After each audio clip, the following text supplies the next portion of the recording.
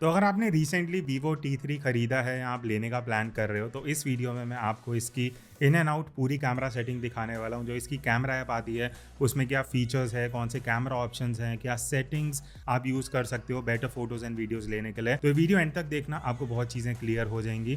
तो अब मैं स्क्रीन रिकॉर्डिंग ऑन करता हूँ और आपको मैं दिखाता हूँ। तो आप जैसी कैमरा ऐप ओपन करोगे इस तरीके से आपको इंटरफेस दिखने वाला है। अब यहाँ पे 1x और 2x दो ऑप्शन हैं। इस तरीके से आप 2x में भी फोटो ले सकते हो, 1x में भी। अल्ट्रा वाइड का आपको कोई ऑप्शन नहीं दिखेगा बिकॉज ऑब्वियसली ये जो फोन है इसमें कोई अल्ट्रा वाइड एंगल कैमरा नहीं है। बाकी अगर आपको डिटेल में रिव्यू देखना है, सारे सैंपल देखने हैं, वो वीडियो ऑलरेडी इस चैनल पे डल चुका है, वो आप जाके देख सकते हो। यहाँ पे हम सिर्फ सेटिंग्स देखेंगे। तो वापस अगर मैं यहाँ कैमरा में चलूँ, फ्लैश का ऑप्शन है।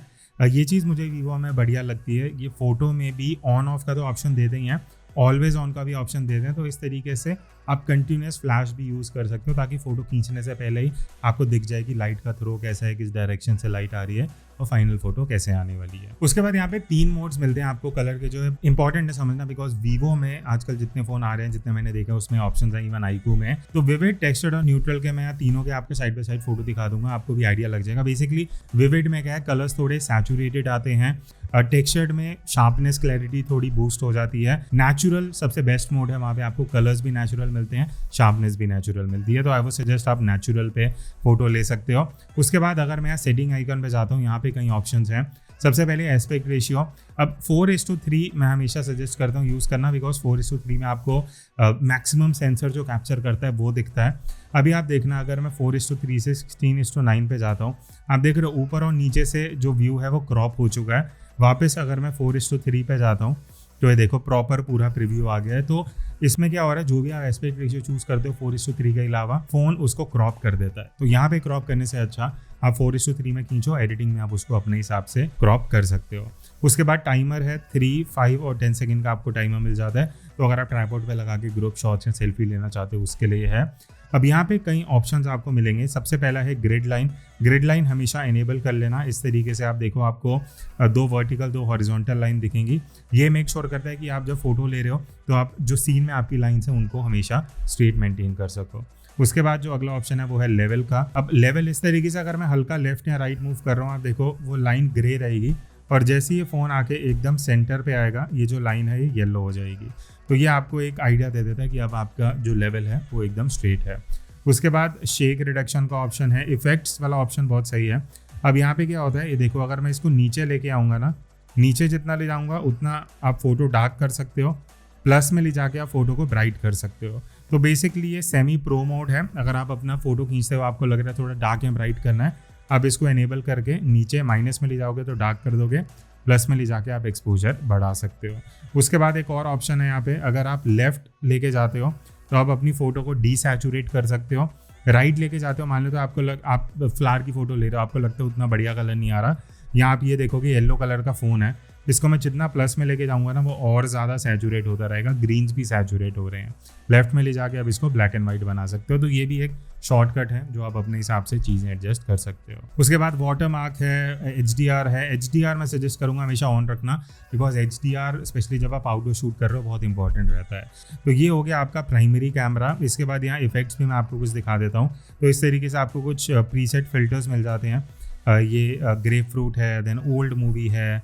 तो मैं ऐसे स्विच कर रहा हूँ ताकि आप इजीली यहाँ पे देख सको जो जो प्रीसेट्स आपको यहाँ पे अवेलेबल हैं। और एक और चीज़ बढ़िया है, ये स्लाइडर भी दिया है, इसको एडजस्ट करके आप फिल्टर की स्ट्रेंथ एडजस्ट कर सकते हो 100 से लेकर 1 तक। वो आप पे डिपेंड करता है आप कितना इफेक्ट चाहते हो। अब नेक्स्ट हम चलते हैं वीडियो पे। अब जब आप वीडियो मोड पे स्विच करोगे, अगेन आपको 1x और 2x का ऑप्शन मिलता है। इस तरीके से आप 2x पे जाके जूम करके भी वीडियो शूट कर सकते हो, 1x पे भी कर सकते हो। ऑब्वियसली अल्ट्रा वाइड नहीं है बिकॉज अल्ट्रा वाइड लेंस इसमें नहीं है।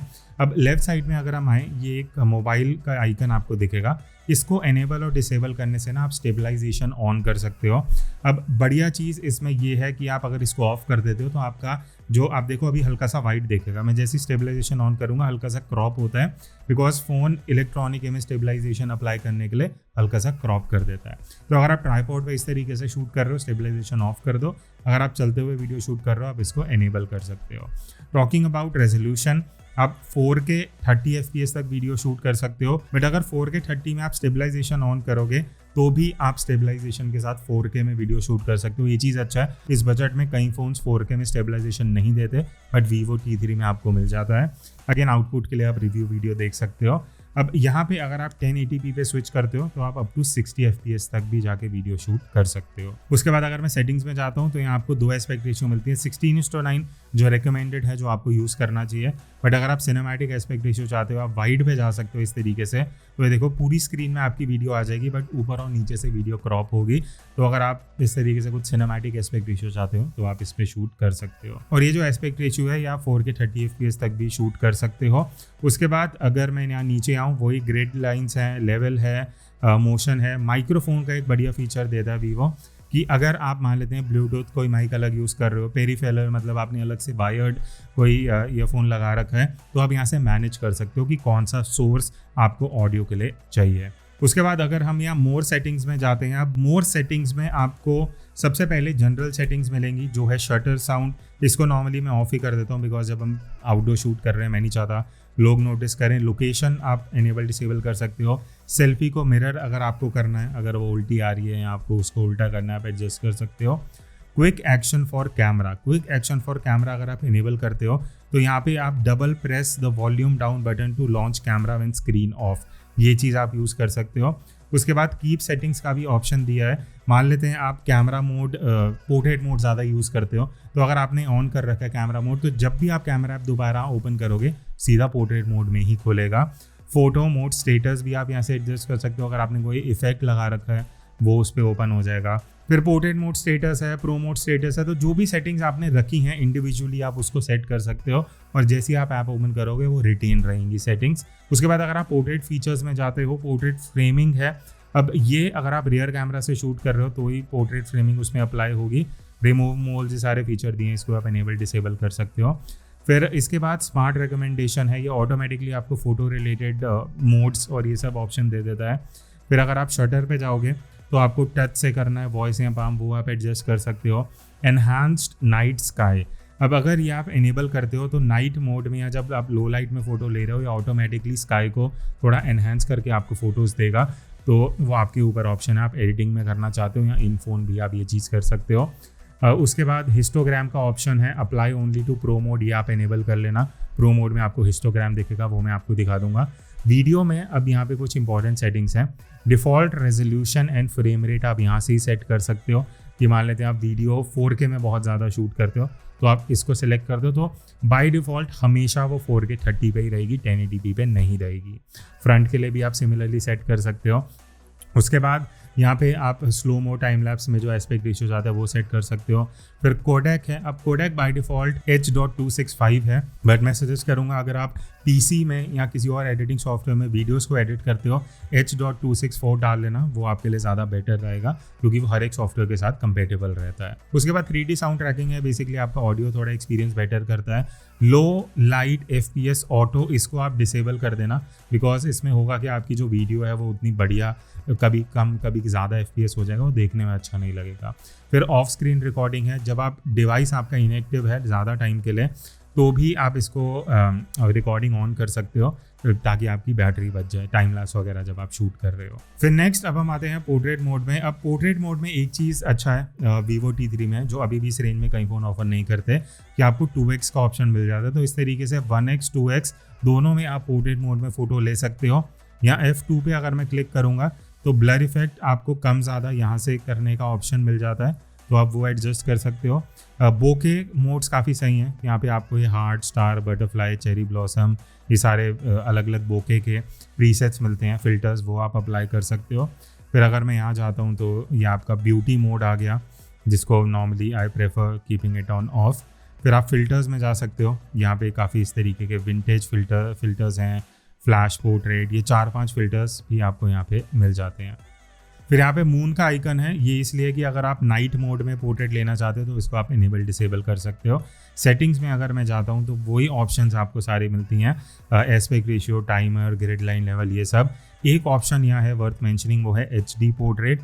HD पोर्ट्रेट अगर आप इनेबल कर लोगे तो आपका जो आप पोर्ट्रेट खींचोगे वो आपका हाई रेजोल्यूशन में आएगा, ज़्यादा मेगापिक्सल में। उसके बाद नाइट मोड का ऑप्शन है। नाइट मोड में भी आप 1x 2x दोनों में जाके फ़ोटो ले सकते हो। और सेटिंग्स में अगर मैं जाता हूँ तो वही सारे बेसिक ऑप्शंस यहाँ पे भी आपको मिल जाते हैं। लास्ट में अब हम चलते हैं मोर पे। अब मोर में यहाँ पे 10 एक्स्ट्रा ऑप्शंस आपको मिलते हैं। डॉक्यूमेंट है, सुपर मून में दिखा देता हूँ। सुपर मून मोड बेसिकली क्या है कि आप इस तरीके से 5x 10x या अप टू 20x जाके भी मून की फ़ोटो ले सकते हो। ऑब्वियसली अभी यहाँ मून नहीं है, बट इस तरीके से ये आपको लिखा हुआ दिख जाएगा डिटेक्टिंग द मून, तो ये डिटेक्ट कर रहा है मून को। जैसे ही मून देखेगा आप 20x तक जाके फ़ोटो ले सकते हो। उसके बाद ड्यूल व्यू का ऑप्शन है। अब ये ड्यूल व्यू भी काफ़ी सही फीचर है। इस तरीके से आप देखो, छोटी विंडो में आपको मेरा फेस दिख रहा है, बड़ी विंडो में आप पीछे का मैं आपको सब दिखा सकता हूँ। इस तरीके से मान लेते हैं प्ले बटन है। अब यहाँ पे एक ऑप्शन मुझे मिलता है कि मैं विंडो पे क्लिक करके अपनी जो शेप है सर्कल, हार्ट या स्क्वायर सेट कर सकता हूँ। उसके बाद जो नेक्स्ट ऑप्शन है वो है कैमरा। मैं स्विच कर सकता हूँ, अपना फेस ज़्यादा बड़ी विंडो में ले सकता हूँ और पीछे का जो एरिया है वो छोटी विंडो में आ जाएगा। वापस हम इसको स्विच कर सकते हैं इस तरीके से। लेफ़्ट में ऑप्शन है, मैं इस तरीके से हाफ विंडो का प्रीव्यू भी ले सकता हूँ और वापस इस छोटी विंडो पे भी जा सकता हूँ। रेजोल्यूशन की अगर मैं बात करूँ अप टू 1080p पे आप शूट कर सकते हो, but for some strange reason इसमें सिर्फ 1080p 27 FPS है। बहुत अजीब सा FPS रेशियो है, ना 24 ना 30, 27 है, जो आई एम नॉट श्योर ये FPS क्यों दिया है। एनीवेज अगर इस मोड को हम एग्जिट करते हैं तो आपको पैनोरामा मिल जाता है, टाइम लैप्स है। टाइम लैप्स में आपको दिखा देता हूँ क्या क्या ऑप्शंस हैं। बेसिकली टाइम लैप्स में आप 1x 2x दोनों में शूट कर सकते हो।